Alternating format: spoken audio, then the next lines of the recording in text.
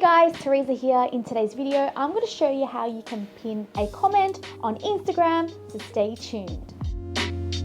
If you're new here, I make a lot of how-to videos for social media, and if you enjoy these types of content, make sure you hit the subscribe button and notification bell so that you don't miss out on any of my videos. Without further ado, let's jump straight into it. Alright guys, first thing we need to do is open up our Instagram app and go into a post where you've seen your favorite comment and you want to pin it so that it appears on the very top so everyone can see it. So I'm going to select this post here and view comments, and say for example I think that this comment is fantastic and I want to pin it so it's all the way at the top so everyone can see it. I'm going to go ahead and do that. So now here it is, it's all the way at the top, and you can do up to a maximum of 3, so I can do that here as well with this person's comment here.